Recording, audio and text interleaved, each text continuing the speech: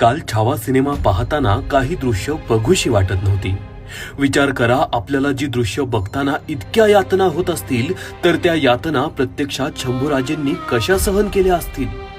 आपण कथा कादंबऱ्यांमधून छत्रपती शंभूराजांबद्दल वाचलं असेल, ऐकलं असेल, परंतु जेव्हा तो इतिहास डोळ्यांसमोर अनुभवला तेव्हा काळजाचा थरकाप उडालेला आणि आत्मा शरीरापासून वेगळा झाला होता.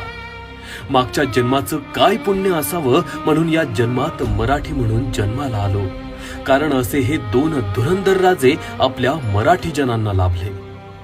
धन्य ते शिवराय, धन्य ते शंभूराजे.